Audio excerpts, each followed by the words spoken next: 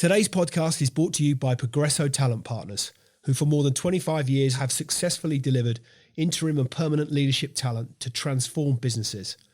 To hire the talent you need to enable your business to thrive, visit www.progressotalent.com today.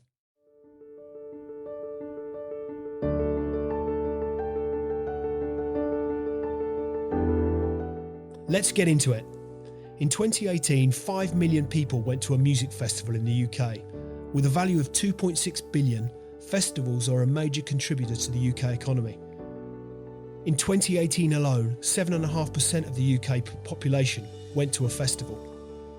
But go back to 2008, nobody had thought of combining sport and music to put on a festival. Until that was, Roger Woodall had a conversation on the beach and Bournemouth Sevens was born. Despite having no festival experience, Roger hosted 96 teams and 4,000 people to that very first festival, and 12 years on, the Sporting Glastonbury has grown to become the largest sports and music festival in the world. Today on the Extrology podcast, we dig into the extraordinary story behind Mr. Bournemouth Sevens, from rugby player to nightclub entrepreneur to a festival that now attracts 30,000 people and 400 teams from all across the world. Ladies and gentlemen, Roger Woodall.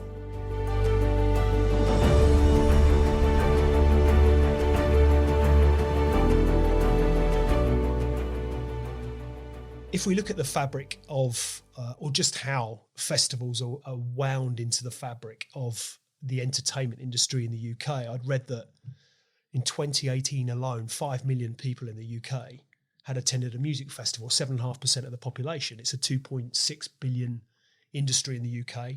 I think last count that I'd seen, I think that's a 2019 number. So it's a huge part of society here. Globally, it's a huge part of how we entertain ourselves. But if I go back to 2008, whilst clearly festivals were an integral part of the landscape and have been around for a long time, certainly as I understood it, combining music and sport in a festival concept was unheard of. I don't know that ever I'd heard of it.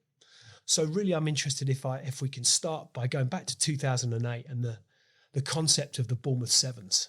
Where the original idea had stemmed from. Yeah, sure thing. I moved down from London in 2005, and the idea came about in 2007. Thinking there's many music festivals that everyone knows, and the big ones we all know, obviously your Glastonbury's and your Leeds and your V festivals, etc., and your Reading festivals, and really the idea came about was there was nothing in the UK which was a sport and music festival. There was many Sevens festivals around the world, and I thought, well, let's have a look at mixing my sort of events background of throwing lots of parties, mixed with my lot of connections in the rugby world, and I thought about creating a sport and music festival, and that's where it came about, really. And was there a sort of eureka moment? Was there that moment where you could specifically, I knew where I was when I had that kind of flash of inspiration? Yeah, I was on the beach with the mate having a beer. Yes. Wow. How many great ideas come about as a consequence of that? It was literally on the beach down in Bournemouth Beach, having a beer with the pal, and the idea sort of come back around from there. But I would never have guessed I'd be where I am today after an idea back then, So it's been one hell of a journey. Geez. So where do you go from there? Because I know even from my own experience, I mean, my life is littered with, great ideas over a pint. I mean, and I think that's probably true if we talk to a lot of people but that leap from that great idea over a pint to actually seeing come to fruition. Yeah. What was the journey from the beer on the beach to all of a sudden you've got 4,000 people, I think, at your first festival? What was the journey from there on? Well, it's a very good question, in fact, because I think 99.9% of people come up with wonderful ideas, but only 0.1% actually follow through. Yeah. I've actually followed through on all the ideas over the years of my sort of 20, 30 years of doing businesses, and starting from a young kid selling football stickers in the playground to where I am, where I've managed to get to today. The idea really was homework. And I'm not a person who likes to, I was never an academic at school. It was all about sport and really thinking about how I can earn money from a young age. And it kind of made me realise, right, get on the internet. Let's get on the internet. Let's find out what is out there. So there's no one who can beat me, and it doing hard work, putting the hard work in and graft. I'll outgraft anyone. And the actual mindset back then was, I need to know everything what's going on worldwide, you know. And I was studying American football. I was going across all the American football websites, because back then, 2008, websites weren't really that cool. No. You know, I first set up my first website in 2000 when I had the student nights all around the UK. And you look back now, they were great at the time, but you look back now and they were terrible. And even in 2008, there wasn't brilliant websites around. So I thought, I've got to get myself to America and see if I can replicate some of these American football sites. And I was like, oh my God, if I can bring this idea back with the website feel in the UK market, mixing sport and music, mixing rugby sevens and adding netball to bring the girls in, and having a massive party in a field with like-minded people, drinking beer, listening to music that we all know and like for sing-along, having great food, and just creating a wonderful atmosphere, I think we could be onto something. But I didn't have a clue. So back then, not having a clue was, I had no mentor, I had no one to replicate. All there was in the UK was music festivals, and music festivals, as we all know, as the headline acts, are anywhere from £300,000 up to £1 million. You know, I didn't have the money for that whatsoever. So it was thinking, right, how can I attract people? And the way we attracted people was, it's all about like-minded people having a party, having fun in a really safe environment. And that's kind of where it stemmed from. And back in 2008, we launched in the middle of a recession, which was a massive kick in the plums, if I was to say so myself. But it also was a huge asset as well. In what sense? In the way that back then, it was like, who's this guy trying to do a sport and music festival? What is this? Is he crazy? Is he mad? That was before the recession came ahead. Then the recession hit us in 2008 when we were about to launch in May. And it made all these big conglomerates, all these big sporting companies, all these big festivals, it dropped everyone down to a bit of a level playing field. Right. So there's a lot of redundancies going on. We were a nobody working out the garage at home.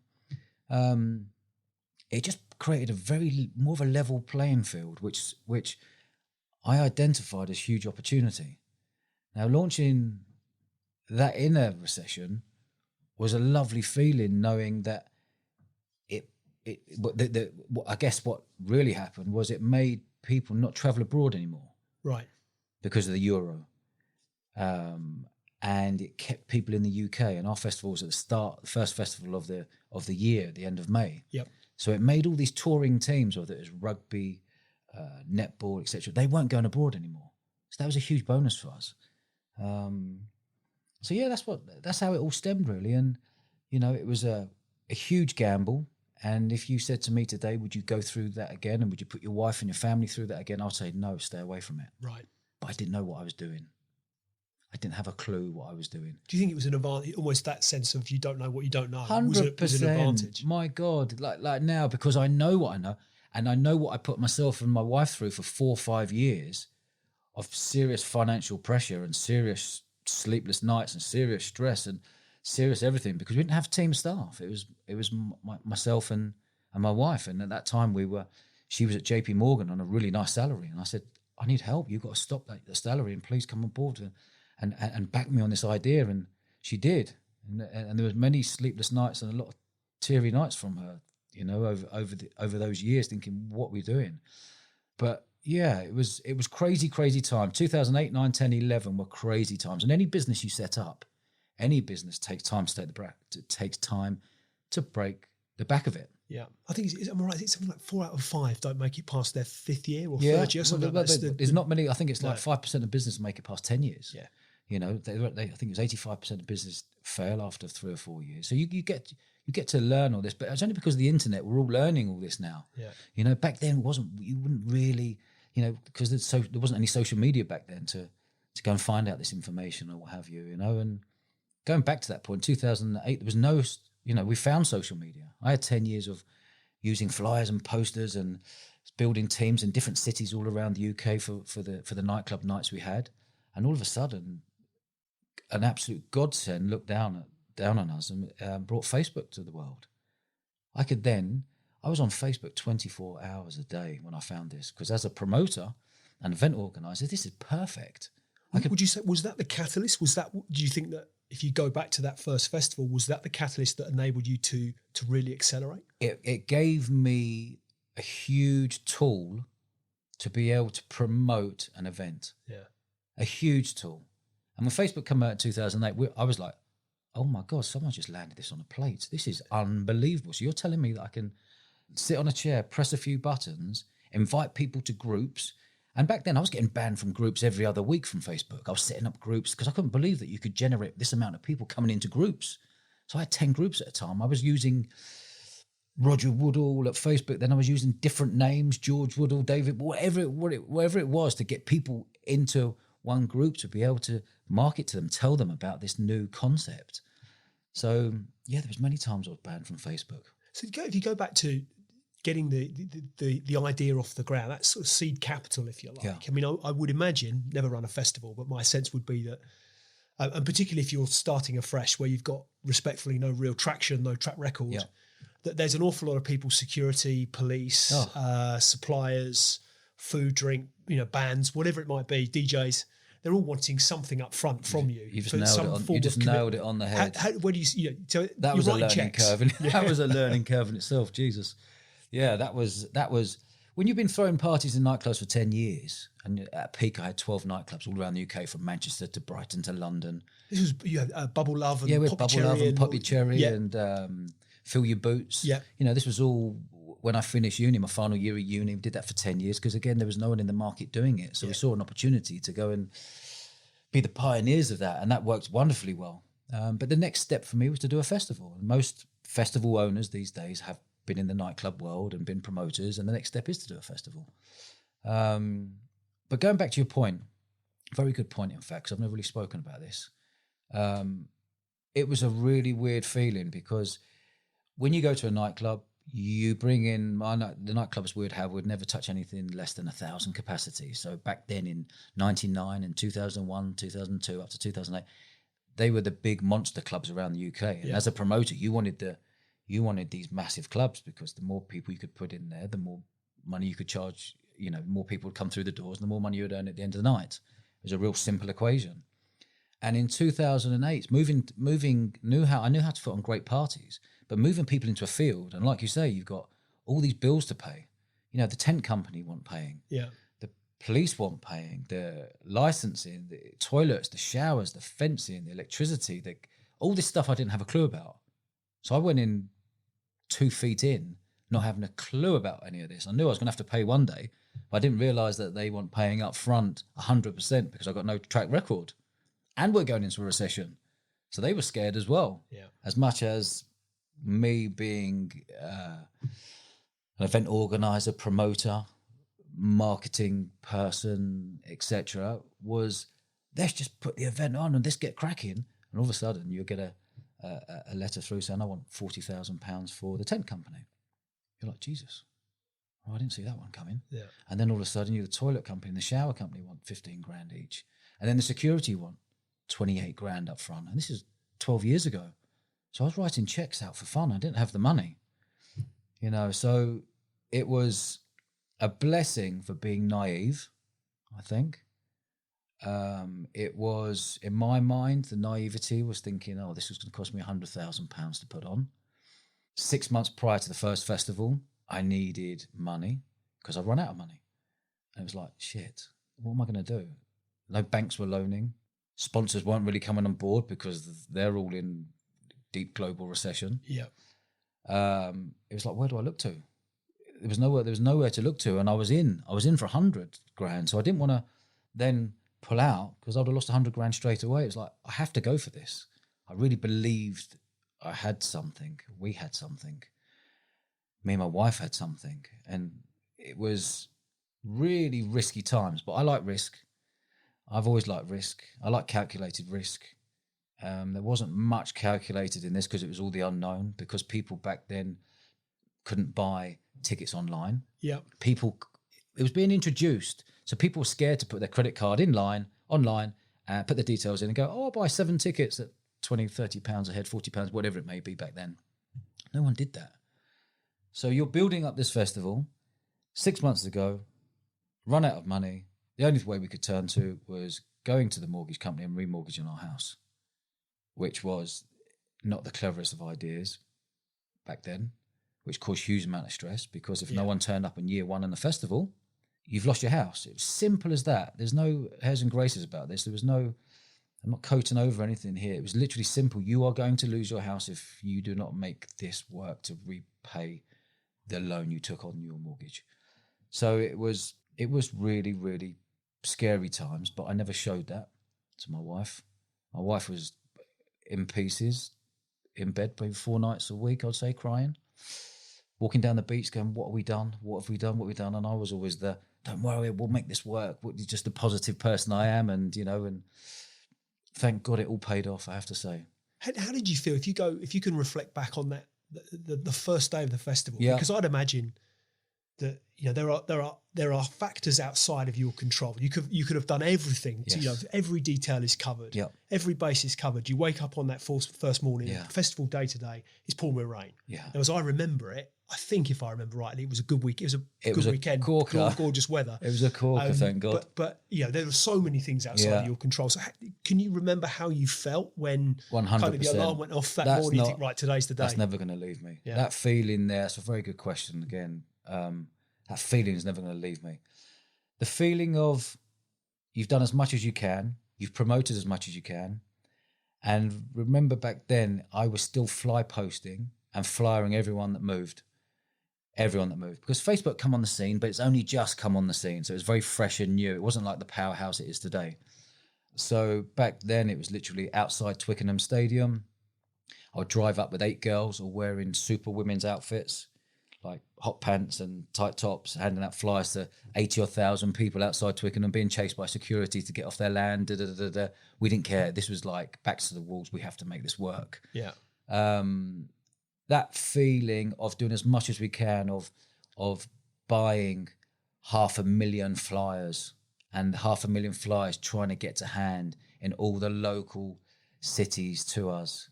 And anyone who liked music and sport and what have you, we just did everything. You had to be a nuisance to spread the word back then. But that feeling of the month of May leading up to the first festival, my emotions have never been so high and low in 1 month, because the only thing you can't control when putting on a festival is the weather. Everything else you can pretty much control and have in place, and you've done as much as you possibly can. And the only thing we couldn't control is the weather, as you know. But if the weather was poor, no one would turn up, apart from the teams that have already booked in to compete. But you can't make a business model just out of teams competing on the weekend. Yeah. You have to make a business model of creating all the people who want to come to the party, all the people who want to turn up at 3, 4 in the afternoon, 2 in the afternoon, and want to have a nice all-day session, listen to good music, have a laugh, have a dance, all wear fancy dress. That was the business model we had to make it work. So the first part of the business model was the sport. And that was the key part of creating a sport music festival. And the beauty of that is we're expecting 24 teams. We ended up with 96 teams in year one, which blew us away. So I knew I was onto something then. The next bit was about getting those party people to come in and buy into the weekend. Those party people didn't buy tickets because they didn't know what they were coming to. The sports people knew what they were coming to. Yeah. So essentially in that whole of month of May, going back to your question, I've diverted a little bit there. Going back to your question, in the month of May, I would look at the weather forecast from the 1st of May to the 28th of May. And no one knows what weather forecast is. They don't even know what's going to be tomorrow, let alone 28 days. So my emotion was, oh my God, the forecast in 28 days that it's going to be sunny. Dancing around the bedroom and having, yes, this is going to be fantastic. Next morning it's going to be rainy. Next morning it's going to be sunny. Next morning it's going to be thunderstorm. And it went up and down, up and down, up and down. So that wasn't good for the mindset. But again, staying positive. So anyway, going back to the question again, was wake up on the Friday morning, open the curtains, look outside and see it's beautiful sunshine. Teams arriving, sunshine. The doors of the festival opening. So as I arrived, obviously we set up the whole festival. It takes 2 weeks to build the whole site. Probably a bit less back then because it's turned into a huge festival now. But as you open the doors and you saw all the queues building, you're like, oh my God, we are onto something. People are coming now with money in their hand to pay to come into the festival. So that eased the pressure. But again, it was all the unknown. How many people are going to pay? How many people are going to turn up? How many pints are they going to drink? All of this was the unknown. There was no business model for me to follow. So, yeah, that feeling was amazing. Absolutely amazing. And it was sunshine all weekend. But if it was raining all weekend, I probably wouldn't be sitting here today. Yeah. Yeah, there is an element, I think, with a lot of these things. I would argue you make your own luck, but there's an element of serendipity. You work hard enough, you set up everything. I'd like to think way. so. Yeah. You know, I've got that mindset. The sun was shining on you that day. Yeah, for sure. it was. Yeah. And you know what? Over the 13 years, it's been shining. The sun's been out 10 of the years. We've been extremely lucky with the weather.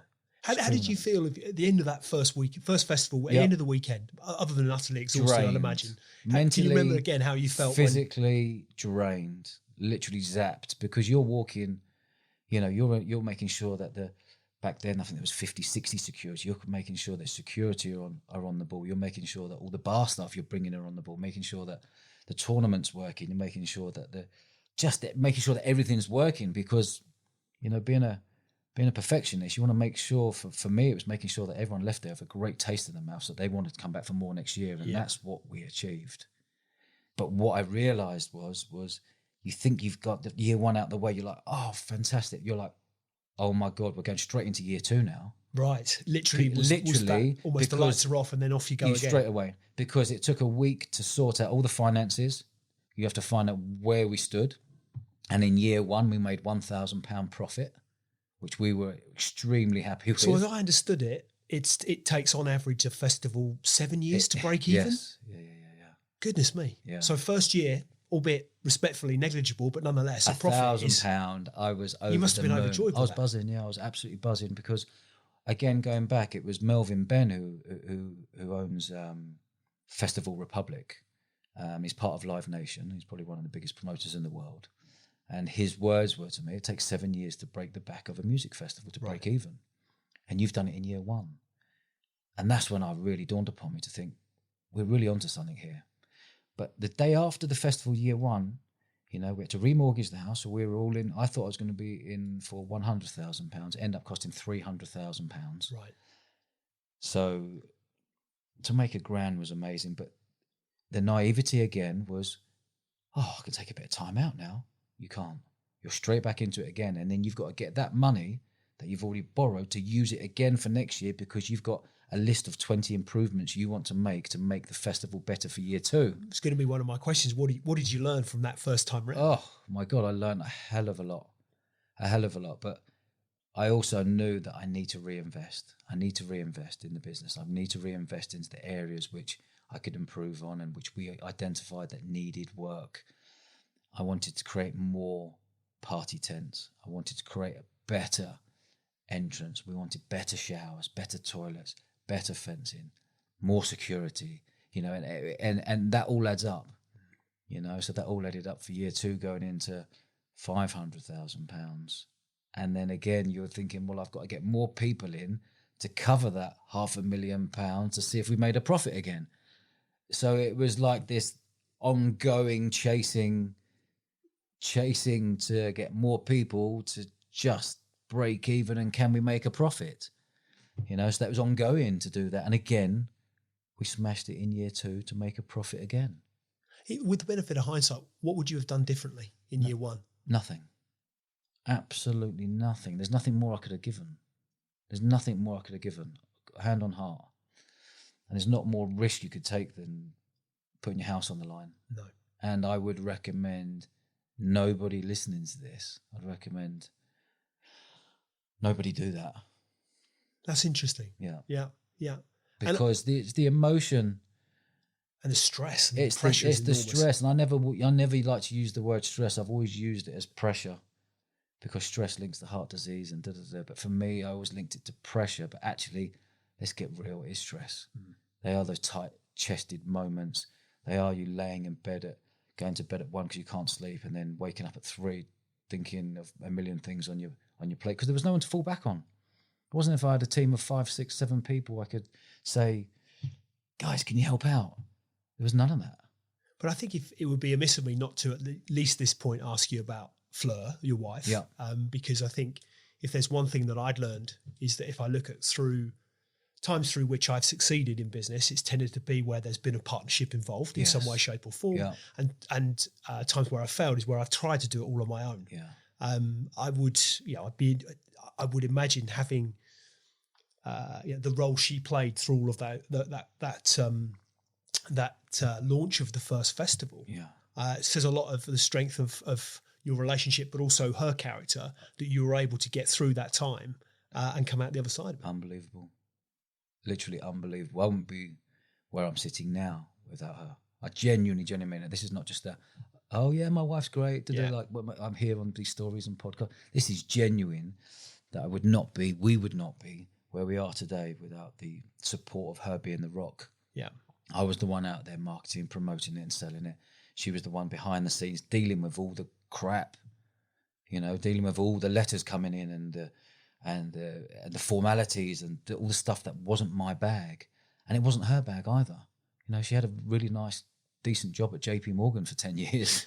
You know what I mean? She's going from a real comfy job, albeit JP Morgan and the positives and negatives that go with being a number in a large conglomerate company, to working with a promoter, events organizer, into a business that she's put her own house on the line with. So, and she doesn't like risk. So this was a huge wake up call, shock, I would say, a major shock, I think. And the problem is, once you're into something, you can't pull out. No. Because you might as well just watch that money go away. So we were in and we had to be in it. But yeah, what a rock, what a support, what a woman. Yeah. And you know what no one knows about Fleur? She doesn't want to be seen. She doesn't really heard. She just behind the scenes now. She's the finance director of our group. She protects everything. She protects the money. She pays everyone. She pays everything that goes out. And she's an unbelievable woman. Fantastic. Yeah. Fantastic. So you project forward to we'll come on to 2020 in due course, because obviously we're going through the plums. We're going through unprecited times. But you've got. I hate that word, unprecedented. God, I keep hearing it everywhere. Overused. It's been overused, isn't it? But I think if so you've now got the world's biggest sports and music festival. Yeah. I'd read that 30,000 people a year, 400 teams, yes. A social media reach of 3.2 million across all platforms. I mean, it's a phenomenal success story, but clearly one that continues to be to require a lot of blood, sweat, and tears from your team and yourselves, your wife.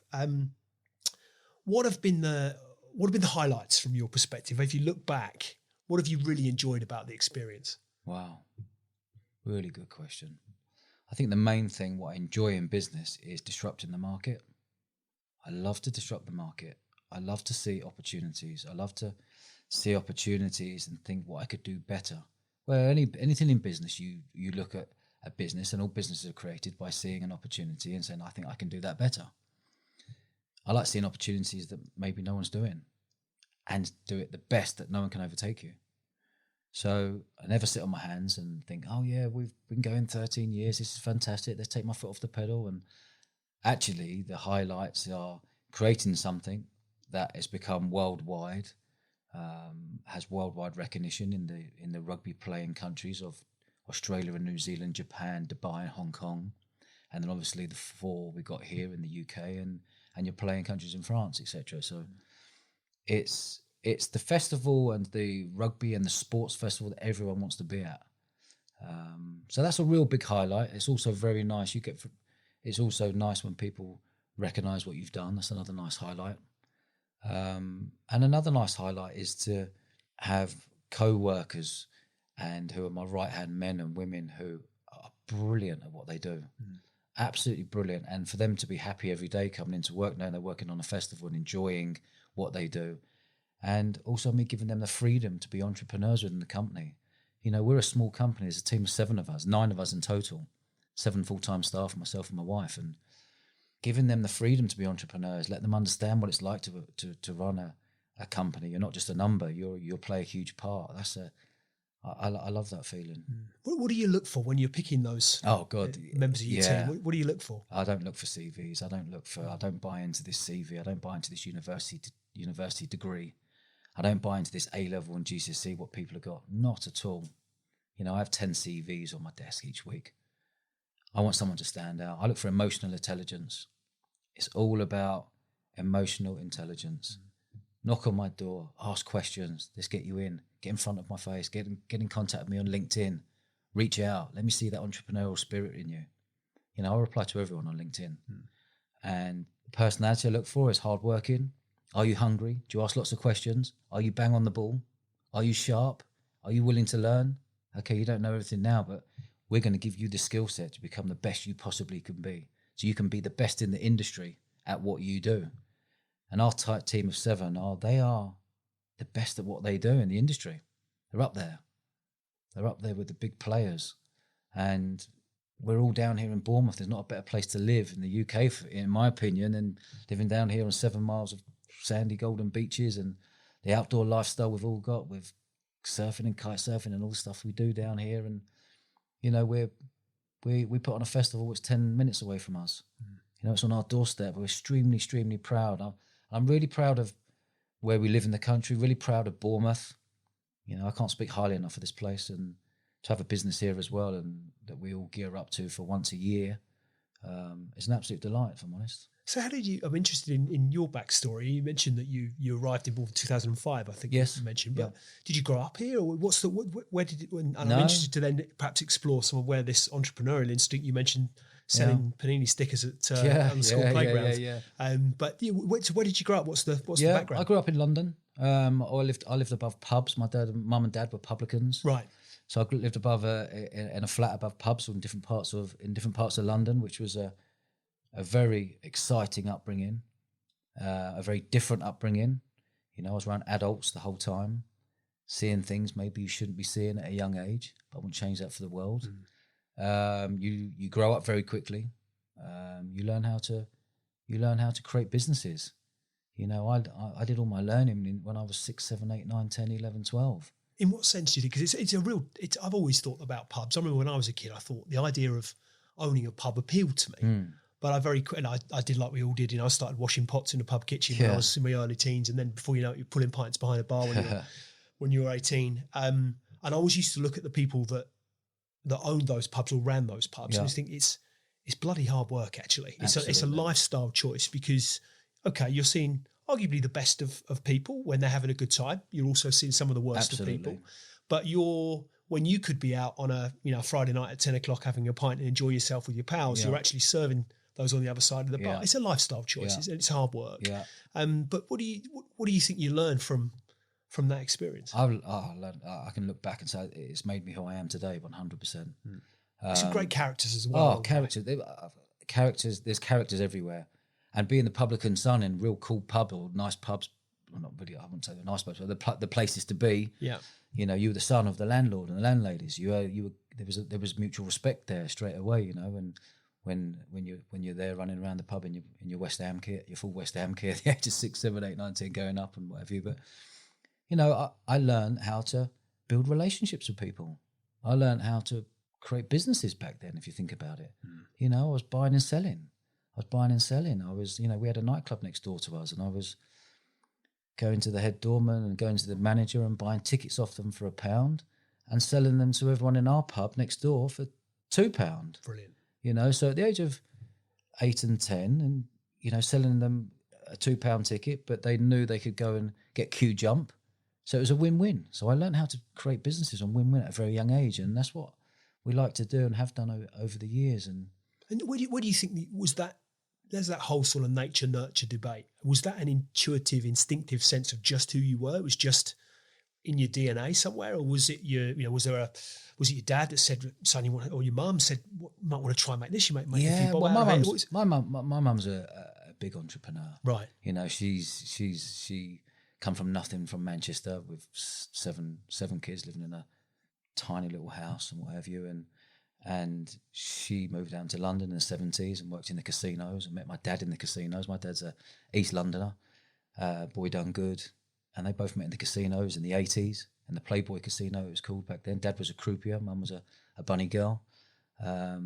And, you know, they then moved into setting up and becoming manageress of pubs. And, yeah, you learn a lot from them. They're two really good people, massively respect, I'm very close with.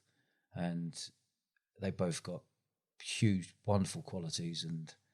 And the main thing is, they've taught me a hell of a lot. And, you know, they gave me a wonderful start in life. Growing up in pubs, I wouldn't say it was the best start in life, I would guess, you know. There's lots of positives, there's obviously lots of negatives and that go with it. I wouldn't change it for the world because it's made me who I am today, but they gave me a wonderful start, and, you know, and I was lucky enough, they didn't want me in the pubs and around the pubs and around that whole clientele, which I was all the time, but they were lucky enough that they earned the cash that put me into a private sports school, you know, from the age of 8, which was massive for me because my whole life has been sport. I was going to ask at what point sport started to become... Yeah, well, my dad's a huge sportsman. Right. He's a massive trainer. He's been sportful through his life, everything. And, you know, he's 67 now and he's number 1 in the UK and he's sponsored by Maxi Muscle, paid Maxi Muscle athlete on adverts. And he's a phenomenal human being and a sportsman through and through. Does he do lift weights? No, CrossFitter. CrossFit. He does CrossFit, which is another level of fitness. Absolutely. Yeah. And he's a professional athlete and, you know, 67, he trains 7 days a week and competes against 30-year-olds all around the country, and he's another level as a human being and a wonderful man. Was it your mum and dad that got you into sport in the first place? My dad's a sportsman, you know, and he got me into sport from a very young age. Everything, rugby, football, cricket, squash, you know, all those sort of 80s sports that you grow up with at school, and it sort of grew on from there, really. And then, and I guess from the age of 8, when you're, you know, in the playground selling Panini football stickers, and, you know, you knew that one lad needed the Liverpool striker, and I've got that one, and he wants to buy it for X amount. I said, well, hold on, I'll swap it for that, and you can pay me a bit of extra money, and you know, you want it for 10p, you can have it for 20p if you want, and you get to learn little tricks and trade, you know, from a young age. You know, so I guess it all started from then. And then you started playing rugby. You got into your rugby, obviously. Successful rugby career, Wasps Academy, Leicester Tigers. Yeah. But at what point did you think, right, rugby's my game? Was there a point at which you thought you're playing all sorts of sports? Football was my game. Was it? Yeah. What position did you play? Centre midfield. Yeah. So I loved football. You know, we were a massive football family. We're a massive West Ham. All our family. Trevor Brooking would have been a big. That's right, Trevor Brooking. We opened up a shop when I was 8 years old with Trevor Brooking, and, you know, we would go to all the home games, and yeah, it was part of our life. And when I went to private sports school, you get introduced to rugby. I actually got introduced to rugby a lot earlier from my best mate, Chris Titherley. But yeah, and then sort of rugby sort of took over, and yeah, I absolutely love rugby. What did you love about it? Well, as an adult, getting on the beers with the boys after a match. If I'm honest with you, the training and stuff, wasn't really my bag. But, you know, we trained hard, we played hard, and we partied harder, I think. But the camaraderie with rugby, and rugby men are good men. They've got, you know, they've got great morals and good people, and there's not a better sport to place yourself around and for contacts, etc. these days, is, you know, the age we're at now. So where did you went to Loughborough? You studied sports science at Loughborough? Yeah, PE sports science. PE sports science. Yeah. Was that with a? I always think it's that very difficult question around, you know, when you're asked, I don't know, age 16, there are certainly some people that will stand there and say, oh, I'm going to do this. Yeah. Some people are really clear. It happens at different ages for different people. But some people just don't know. Yeah. You know, sometimes you just find your way. Was there a plan with sports science? You know, my brother did sports science. He was always going to be a PE teacher. He was really clear about where that was going to take him. But was there a plan? Not a clue. Not a clue. I knew there was a teacher at school saying, you love your sport, you excel in sport, you need to go to Loughborough. I didn't have a clue where Loughborough was. Do you know what I mean? At the age of 18, 17, like, where is Loughborough? What is that? But then you found out it was the best sports university in the country. It's got a great reputation. So went there, didn't have the grades to get in, end up doing a degree, PE sports science. If I'm honest with you now and being really honest, half the subjects I didn't have a clue what was going on. I just had that mindset. There was 12,000 people on campus. How can I make a business out of this? Which was going to be my next question. So you then I was going to come on to, you start setting up student nights, as I understood it. Tell me a bit about the story. What was Well, I story remember behind it stems back further going into school. It's about, there was 400 kids at school. How can I earn money out of 400 kids at school, sell them stuff that they want in a win-win scenario, which every win-win scenario in business seems to work. So I always try to find out what they wanted, whatever they wanted, and I would get it en masse and then sell it. So, but going back to the university one, I saw that 12,000 people on campus, and there was a local nightclub, held 1,000 people, and I went to the local nightclub and said, you've got 1,000 people going in there and you're charging £2. Why don't we make it £3? I keep £1, you keep £2, and I'll be the face of it and front it and promote it harder. That's what we did, and we ended up getting 2,000 people in there each week. Again, so they were winning. They were earning more money on the bar. They were earning more money on the door, and I was winning as well. And this was in my final year at uni. So I thought, wow, I'm onto something here. This is actually unbelievable. I drive back to Dad to put the money in the safe, and he was like, how on earth are you doing this? This is 20 odd years ago now. 1999 this was. I ended up having 2 nightclubs every week in my final year at university. One in Wandsworth in London, student night, and one in Loughborough. And I would drive down London, obviously promote it during the week, get teams of people promoting the week, we'd take the door money and drive back up to Loughborough on Wednesday night, take the door money there. And it was like, Jesus Christ, this is crazy. And then realised that no one in the UK was doing it. So when I finished the degree, the year later, we set up a brand called popyourcherry.com when websites were first come on the scene. I actually used the Pasha logo of the cherries, thinking I was going to get a lawyer's letters one day, and luckily never did. No. Thank God. But we called it popyourcherry.com, and we created a website, and obviously again there was no social media, it was all flyering and fly posting, etc. And we built that company up, and we at peak we had 12 student nights every week, 3 on a Monday or 4 on a Monday, whatever it was, and that went on 3 on a Tuesday, 3 on a Wednesday, 3 on a Thursday, and then we'd drive back down to London, and I wanted to see if this business model would work, and luckily it did. And did that for 10 years. Fantastic. One of the lessons I learned, in fact, was very interesting. I got chatting to a couple of people the other day that said, okay, you built it from 2 nightclubs each week, then you built it to 6 nightclubs each week, and then the following year you built it to 10, and the following year you built it to 12. One lesson I look back and learn is going, more doesn't mean more profit. So you look back now, and the lessons I learned was wonderful, because you can stretch yourself too thin, but you need to push those boundaries to see if it does create more with less headache. But obviously, looking back now of your older self, is that the more you create, the more headache you are gonna have. And a lot of lessons learned back then, and a lot of fun. Are you in terms of that learning? Are you the kind of individual? Do you learn? You mentioned when you set up the Bournemouth Sevens, the NFL and the US kind of research that you were doing. Are you a reader, or you tend to be one of those people that you learn by experience? You'll go in, you'll find out, you'll do, you'll reflect. I'll read a page of something, I'll fall asleep. Right. Literally, reading's not my thing. Just let me. Now I've got the internet. Let me do my homework, and I'll research for 24 hours a day if I have to, because I like knowing that I've covered every single angle. And every time I do a bit of research, I find something that adds, then you put it into a colander. For me, I call it a colander, what you use to pour the pasta out of the water. I throw everything into a colander when I'm building a business. Everything, and see what comes out, drips out down the bottom. And then the 5 or 6 things that drip out, I create a new colander, throw those 6 things in, see what drips out. And then you get to a point where you can take the colander away, and then you feel like you've then got a business model. So you've done other things in recent years as well, as like brand creations, clothing, sportswear companies. Yes. Tell me a bit about the story behind those. Yeah, again, 2008 we launched Bournemouth Sevens, as you know. In 2010 we came up with the idea of creating an online business model in the sportswear industry. Now, I identified that all our competitors were designing their kits, and then the teams all around the UK, there's thousands of teams, rugby teams and netball teams, etc., and universities wanting kit at the start of the year, September. They all want kit. So I looked at that and thought, my God, what's the business model? I've been through that process of wanting stash and kit and what have you. And it takes 3 months turnaround to get it from China, to put it on, to make it in China, to put it on the water, to put it on a ship, to ship it all the way back to the UK to then distribute it. I thought, it's got to be an easier way than this. So I had 2 years of doing homework, research and development. And I found a factory in Lithuania that we could do exactly the same as our competitors, but instead of taking 3 months, we could take 3 weeks. And that business model broke the back of the teamwear industry. And this was Viper 10? Viper 10 was created. Viper 10 Sportswear was created.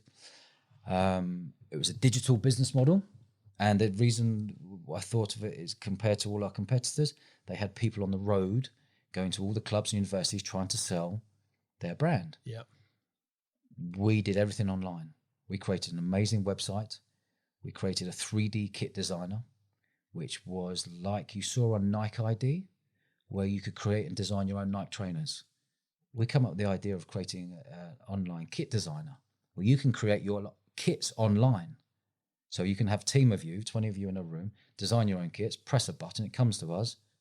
We can get it turned around and landed on your door in 3 weeks. Brilliant. Yeah. So that was a hell of a journey as well. What do you think you learned from that experience? What did I learn from that experience? Everything can go digital. Everything can be online. Everything can go through social media channels. Everything can be used via influencers, having them on board. Brand creation, creating something new and different and fresh again to disrupt the market, which we did. And knowing that one day that business could be sold. But I didn't have in my mind that I ever wanted to sell that business, because you have to concentrate on the business and make it all the fundamentals work of the business and put all your processes and systems in place that you're protecting your business at every angle. And that's the key. And a lot of a lot of people these days, the younger generation, are going for that quick hit, the quick buck. And it's not about that. It's about creating a brand that has longevity. And if you create your brand that has longevity, it becomes more interesting for someone who wants to buy you. And someone bought us and we didn't want to sell it. We didn't think about selling it. You know, someone phoned me on a Sunday night in 2018 saying, "Is that Roger Woodall?" I said, "Yes." "Who's this?" And he said his name. He said, "I've been watching Viper 10 for 3 years. I want to buy your brand." And I said, I was actually hungover at the time. We had a party. We had a party on Saturday night, and it was on the Sunday. And I was just he phoned me about 9 o'clock at night, and I was just chilling out and watching a bit of telly, relaxing. And he sort of caught me off the cuff, and I was like, "Where'd you get my number from?" He said, "I can't tell you, but I want to buy Viper 10. I thought it was one of my friends. I thought it was Chris taking the mickey." So I said, "Oh, fantastic. If you are the real deal, please send me an email tomorrow. Let me see your footer and your email address. And if you put some details in there, and we'll carry on the conversation tomorrow." Not thinking anything of it. And then next morning, 9 o'clock, bang, email in front of me. So, and we didn't want to sell it because this was a nice business we got. We're creating something really cool. We've only been trading for 6 years. Anyway, roll on. He made an offer we couldn't refuse, shook his hand.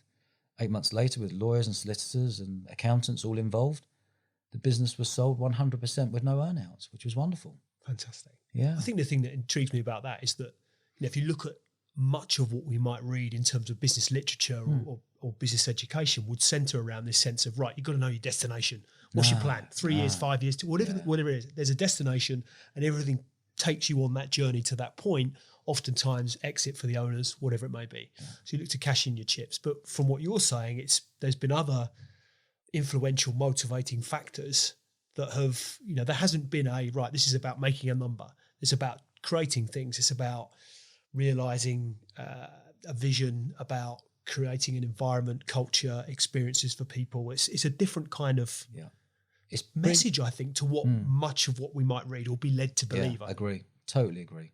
Culture is the key. You know, if you can create a wonderful culture within your team, you know, it's not culture is, I can't express how important culture is, environment, and how you want people to feel. And also creating a business model and something that's completely unique, completely that's something once and fresh to the market. Again, to disrupt the market.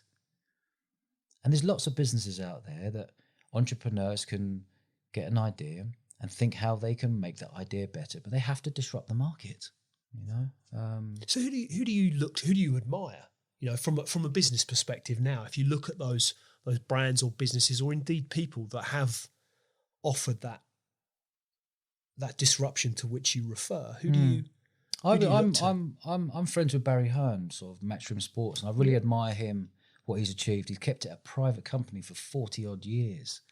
You know, I know he's gone through super highs and super lows within that period, and he is the best and biggest sports promoter worldwide. And his son Eddie, good bloke, who's now taken over the whole boxing, and he's probably the biggest boxing promoter worldwide. Having Anthony Joshua in his stable, and all the other wonderful boxers he's got, and they're covering hundreds and hundreds and hundreds of hours on Sky Sports. I really admire those guys. They're very straight talking.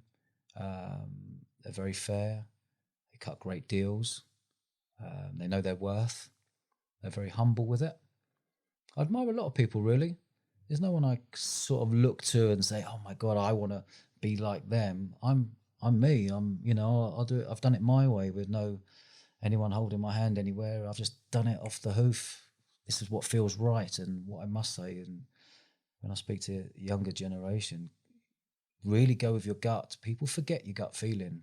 People go with the mind, but you really must go with your gut feeling. And if it's not feeling right, walk away. Has there ever been a time in your life where instinct has told you to go, that gut instinct to which you refer has told you to go one way, and you've gone the other way and regretted it? No.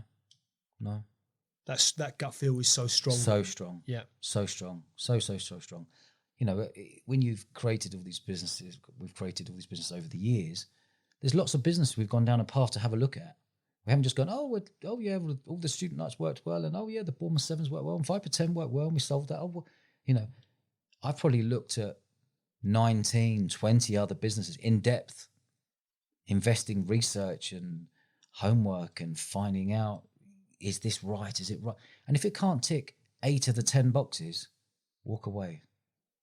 If you're doing it when it ticks 3s and 4s and 5s of the boxes, and is it actually are you doing it for love? Or are you doing it to monetize it? Are you doing it for the wrong reasons? Because if you get stuck in that business, you are stuck. You could be unhappy for many years. And a big thing that, I like to sort of, as an entrepreneur, and sort of flying the flag for British entrepreneurs, and, and I look to the younger generation, it's really important that you find a job or you create a business that you really love, because it's quite easy to get caught up in things and you are stuck in something you can't get out of, because you're just about making it work, that it's just about giving you the minimum salary, it's just about getting you over the line. There's going to be a time when you're going to have to get investors in, and then your hands are tied.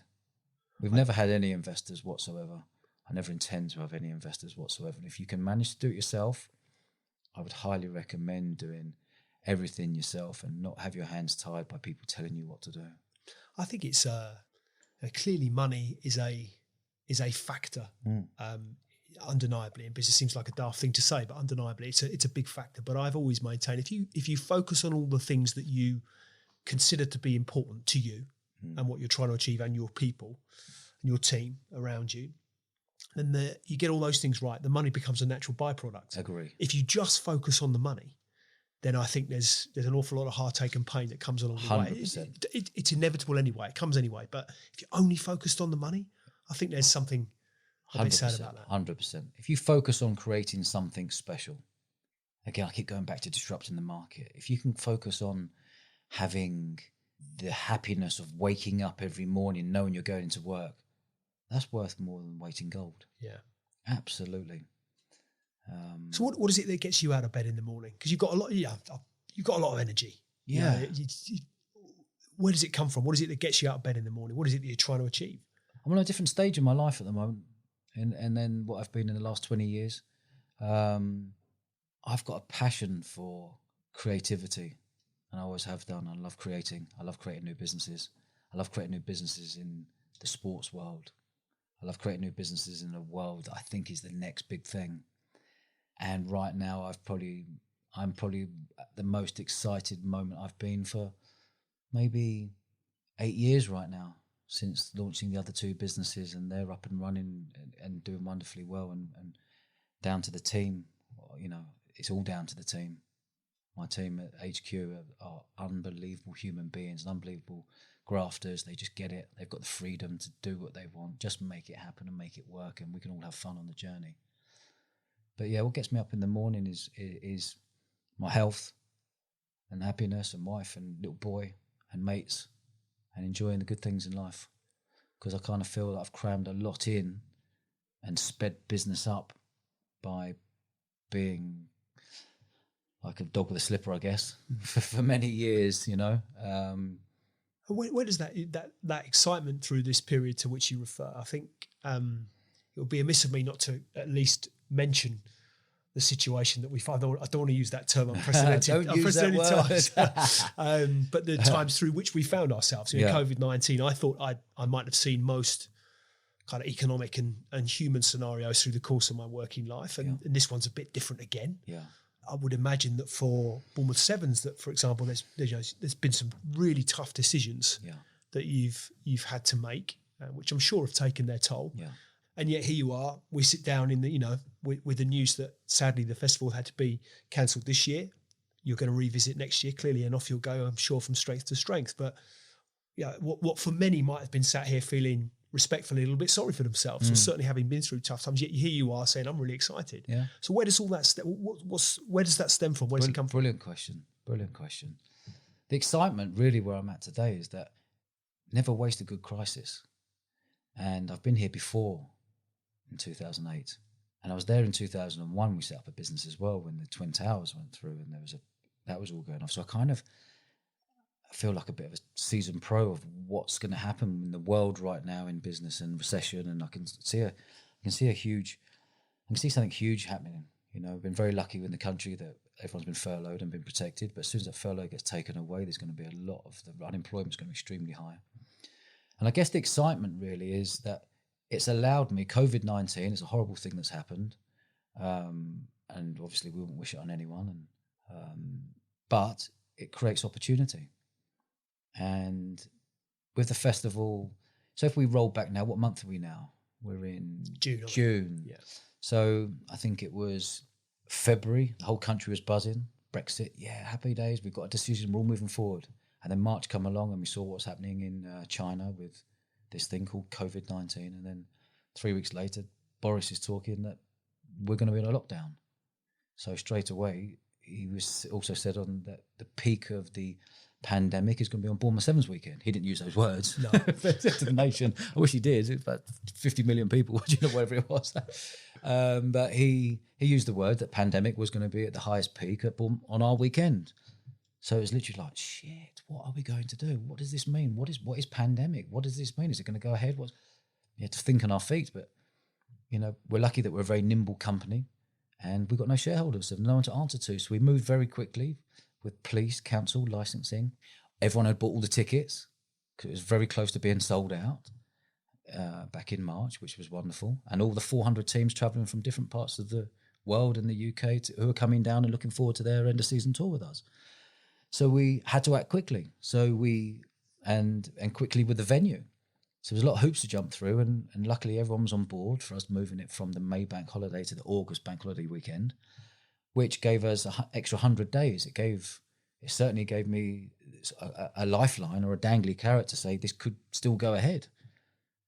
That brought a whole new emotion that I've never gone through, because when you move a festival, you're then waiting on how many people saying, I don't want to move my ticket across, I want a refund. So that was a different emotion so all of a sudden we were seeing all these requests for refunds coming through every day onto info@bournemouthsevens.com. I was like, oh my God, this is new. I've never experienced this before. So that went on for about 14 days. And after 14 days, it just stopped. Everyone stopped asking for refunds. We added it all up and only 10% of people wanted a refund. That gave us a huge boost to say, wow, we've got serious love for this festival. We've created something really nice here and everyone loves the festival. They're genuinely gutted. We've had to move it, but they're going to stick with us. And then we moved it to August, and then I don't know when it was. I think it was maybe a couple of weeks ago. Boris again spoke and said we're on further lockdown, and we had to make a decision. With the government, everyone else talking, to say, I think we're going to have to cancel. And that was weird emotion, I have to say, because forget the finances, because you've got full-time staff to pay for the whole year. I'm not on a salary, nor is my wife. We wait till we do the festival, and then we take a dividend after the festival on the success of it. So obviously we didn't get paid this year. But you've still got to pay all the staff and overheads and office costs and everything that goes with it. So we kind of took that on the chin, and luckily furloughs helped a little bit. But the biggest thing for me was how you've built something up for so many years, and how all of a sudden something can just change very quickly. And owning and running a festival is a very risky business. It's very rewarding, but it's very risky, as everyone knows. And it made me then think, I need to think of another business. And it put my back against the wall to think, right, you've got time now. The whole of the football season's been cancelled. The whole of rugby season's been cancelled. The whole of my calendar of booting out to Ibiza with the boys and going on family holidays, that's all cancelled. Everything was cancelled. It was like, wow, there's actually nothing to look forward to apart from being in our wonderful country. And luckily we've had wonderful sun and we've enjoyed nice things, simple things. So it made me think, I need to create a new business, and that's what we've done. I've looked at the online world, online learning world, coaching and training world, and we have got a course coming very soon, which is going to take people to the next level. It's going to help people who have been in a job, may have lost their job. It's going to help them, teach them to how to be entrepreneurs and look at opportunities that they can create their own freedom and their own income and be in control of their own destiny. Are you at a point at which you can say where people could find that information? Is business, have you not launched yet? Or you got a website people can go to? It's coming soon, and it will be under Roger Woodall. Right. And also the other course will be the Next Level course, and we're going to be putting it out there to the masses.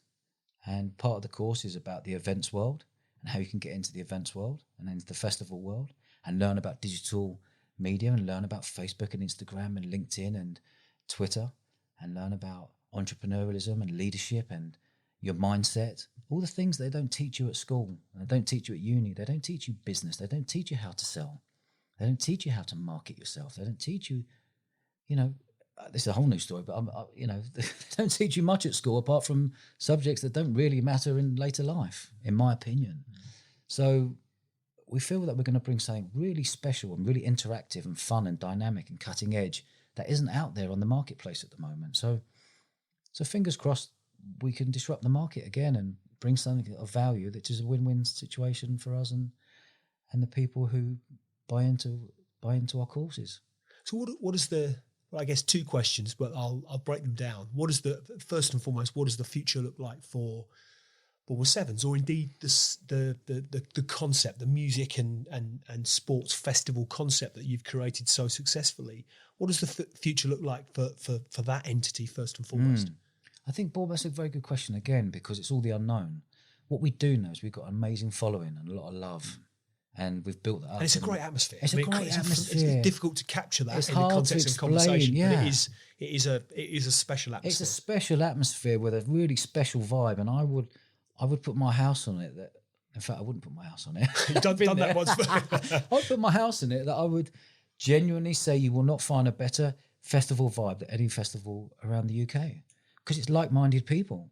It's like-minded sports, party, fun people come in there to drink and dance around in fancy dress and listen to different genres of music and really buy into the weekend. But what we found for 2021 is that so many people, now it's been cancelled, have passed their ticket on to next year, which again, we have been blown away. Only 10% of people want their money back because next year's next year and it's way too far away for them to think about. But 90% of people have said, pass my ticket to next year. So it's going to create lots of buzz. There's not going to be many tickets left for people who want to buy next year. But again, we don't know. We don't know what's going to happen.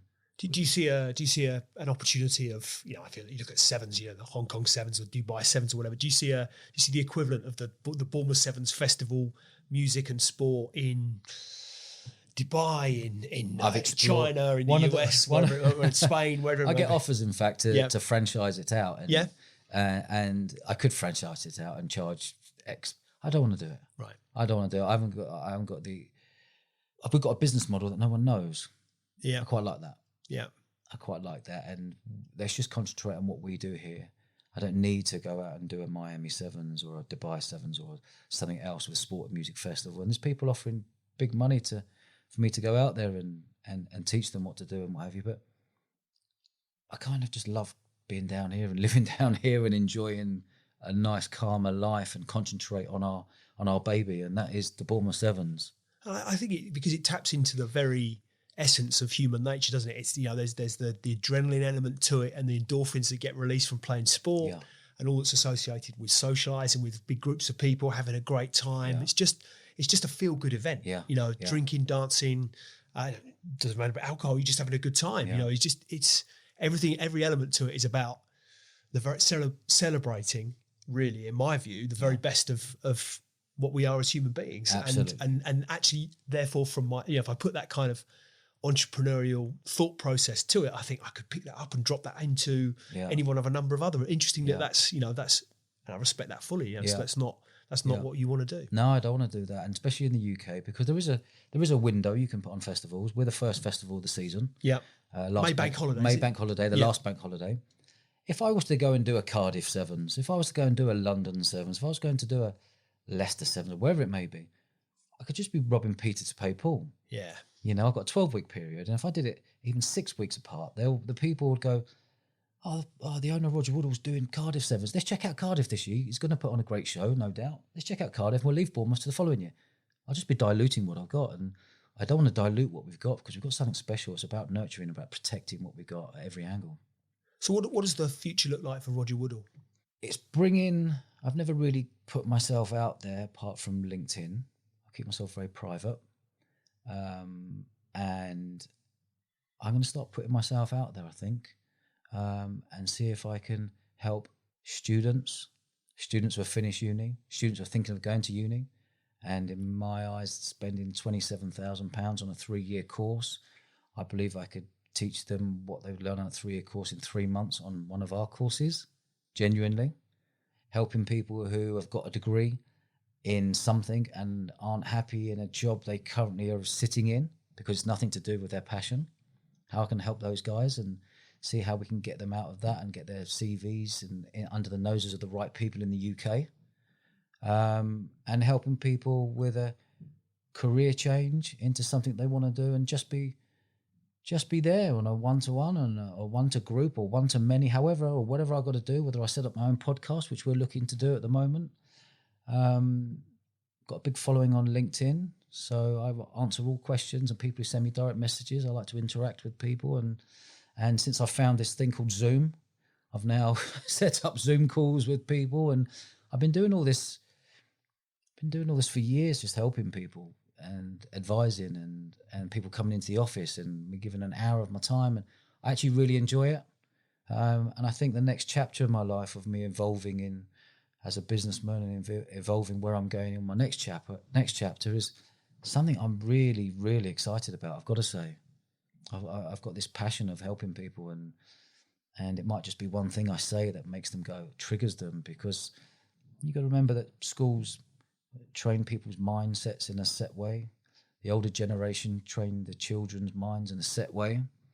And the mindset is powerful, and the mind is powerful, and the mindset of you must leave school and you must go to university and you must go and get a job and you must stay in that job for 30 years until you get your pension. That's far from my world. I think it's far from the world now. I think if you look at the way that education was originally established, we were in a time of frankly, industrial revolution, where that was about getting groups of people to stand in a line and take instruction for 12 hours and then go home and not really question that instruction. Whereas now, that's a style of working and a mindset that frankly is, in my view, no longer fit for purpose. If you're not asking questions, if you're not challenging, if you're not being disruptive in a healthy way, if you're not pushing, poking, provoking, testing, then you're not moving forwards. Absolutely. And all your answers are on the internet. Yeah.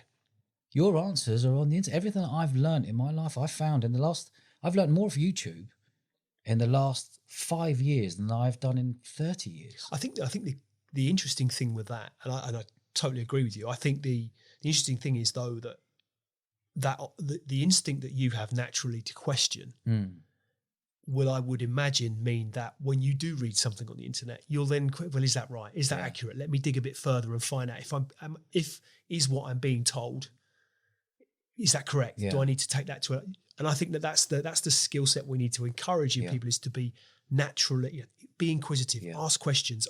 It's like, I think you mentioned to me when we spoke, your lad's 5, 6, something like that. I remember, but mine is 16 now, but I remember when he was 5, 6, why?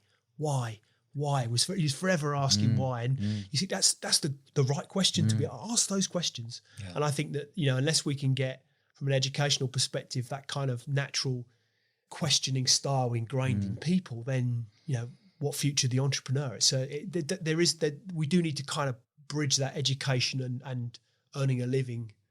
There's a massive gap there. There is a massive gap. And you're right. It may well be tapping into something again that really is the world is crying out for. Absolutely. Well, hopefully we're going to disrupt the market and bring something that's a win-win again. Yeah. Bring something that we can teach people who, there's more entrepreneur. When I first started off, the word entrepreneur wasn't cool. It wasn't a cool word. The last 5, 6, 7, 8 years, everyone wants to be an entrepreneur. Everyone wants to live the freedom, the lifestyle, and have money and do business wherever you are and whatever I've never used a computer. I do my whole life and my whole business has been off a mobile phone. Yeah. People think I must be banging out emails every day. I can't stand emails. I can't stand sitting in front of a computer. I can't stand being in an office. I don't like it. I work from home. I've got wonderful, nice offices and great team. I work from home on the end of the phone. I can be anywhere. And it's been interesting, in fact, because I was chatting to a girlfriend of mine, and she was saying, not an actual girlfriend, I've got a wife, but a girlfriend of mine, and she was saying, how have you sped business up? For me, I reckon I've sped business up by 5 years by just using WhatsApp. I run my whole business off WhatsApp. You ask any of the staff, my whole business done off WhatsApp. Well, you're a prime example. We had our initial introduction via WhatsApp, didn't we? I think LinkedIn message in the first instance, and then WhatsApp. I gave you my mobile and said, WhatsApp me. Yeah. I don't care who's got my mobile. It's not a problem having my mobile number, because we're opening up conversations, and I know when you've read it with a double click. When I've read it with a double blue tick. Away we go. Deal done. We've cracked on. We've moved on. This is why we're here so quickly after you wanting to do a podcast, and it's a delight to be here. And actually, it's a delight to hear these questions, because I've never been asked these questions. Because I've never. Again, this is the start of my new journey. Well, I think your point around speed and that sort of entrepreneurial journey, and everyone wants to be an entrepreneur these days, because we read a lot. I think the bit that gets missed for me is that if you look at the success of the Rugby Sevens as an example, and what we've talked about here today, we're 12 years on. This was not admittedly, to your point, you made £1,000 profit on that on the first sevens, on the first festival, but a hell of a lot of sleepless nights, a lot of heartache, huge investment financially, a huge commitment and risk financially. I think we hear a lot about the overnight success, and I think the bit that we live in a world now where we have an expectation of an immediacy of response and result. And I think the bit that people do need to understand is that there is no magic bullet, there is no secret sauce, there is no click and it happens. Actually, an awful lot of it is blood, sweat, tears, bloody hard work, peaks and troughs, graphs. And that's the bit that I think, because of the sort of social media, where social media is not misleading, but it presents a world of here's the next big thing, here's the next big success. It's immediate. I think social media is misleading. Yeah, I reckon social media is. I'm not saying all social media is, but social media as a whole is fake. Yeah. Well, you create this kind of my perfect life scenario, don't you? It's my perfect life. And I know many of people who are fronting things, driving around with the photos and the Ferrari. It's all on tick. Yeah. It's all on tick. And now, with everything come crashing down, you won't be seeing those people driving around on tick, Ferrari and everything, credit cards here, there and everywhere. People have got to get to real. And in business, get real, because it's not about the front of owning this and having this and having. If you can't afford, I was grow up, if you can't afford it, you don't buy it. I think that's also part of we are in a credit-driven world. There is no, you work X amount of time to save up that bit of money to buy it, and if it's still too expensive, you've got to work a bit more before you can buy it. You can just have it now. I think that therein lies a structurally a change that would need to be made. But I think also, you're a great example of, frankly, 20 years of longer. If you go back to your selling panini stickers again in the school playground, 30 years of frankly bloody hard work, graft, taking a risk, highs and lows, and that's life. You know, for everybody, that's life. Life has peaks and troughs, ups and downs, and I think that's also a message I would always wish to try and get across to anyone thinking of starting a business.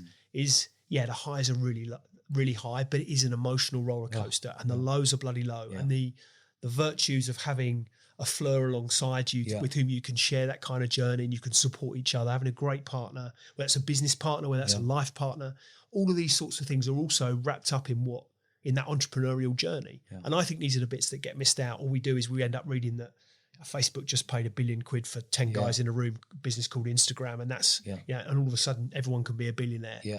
That we don't read of those 4 out of 5 businesses that don't make it past their 5th year or whatever it might be. Absolutely. So 100%.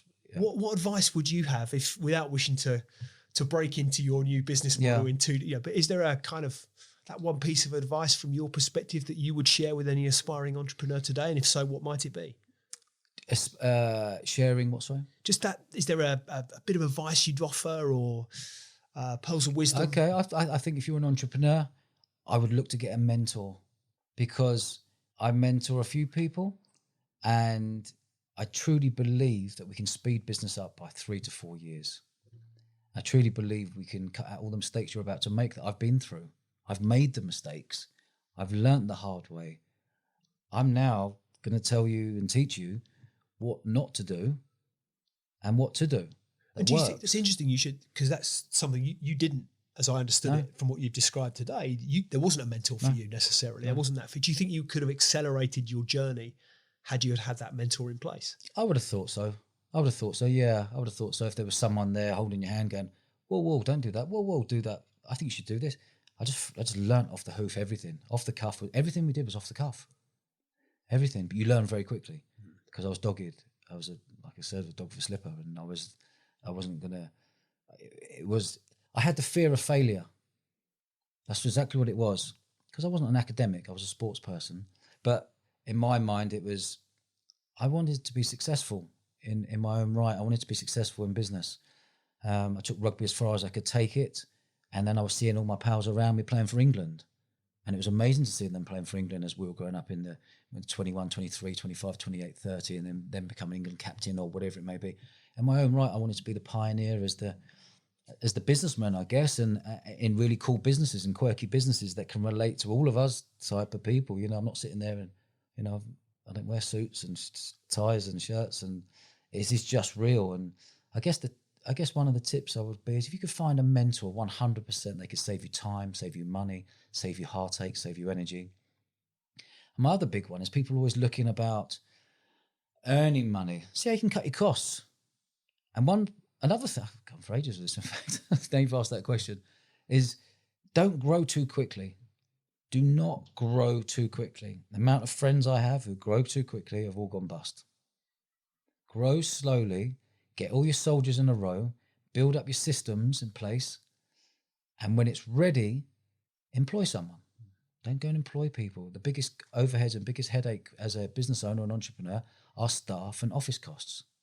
Keep it really low and lean. Keep your business lean as you possibly can for as long as you possibly can. This is the old adage, it's a marathon, not a sprint. 100%. I think is true. It's almost though that you're having the knowledge that you're going to run that marathon at sprint speed. Yeah. It's probably, you've got to be able to run top pelt for 26.2 miles, whatever it is. That is a real message I think that people need to understand. Yeah. Roger, this has been brilliant. I've really enjoyed the opportunity to speak with you. You've been really frank, really insightful. I think I'm a huge fan of the Rugby Sevens, of the festival you've created. It's a great experience. For anyone that hasn't been, I'd certainly be the first to hold up my hand and say you'll have a great time. And I'm now seeing, father of 2 teenagers, I'm now seeing them take on the mantle and having a great time themselves attending. So I think it's been great to meet with you. Really enjoyed this conversation this morning, and really appreciate your time. All the very best for the future. Look forward to watching the new businesses fly. Yeah, lovely. I've just a quick one. I've thoroughly enjoyed this. This is very new to me.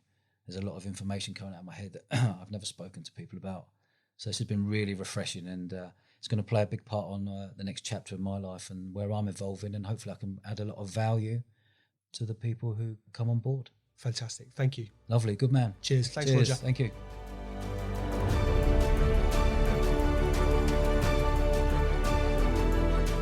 Hi, ladies and gentlemen. Thank you for listening to today's Extrology podcast. I really appreciate your audience and ears. If you've enjoyed it, then why not hop onto iTunes and give us a review?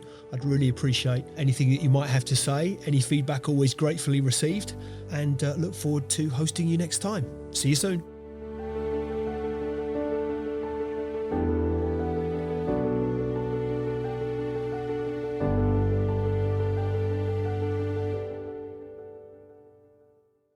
Just a reminder, today's podcast is brought to you by Progresso Talent Partners.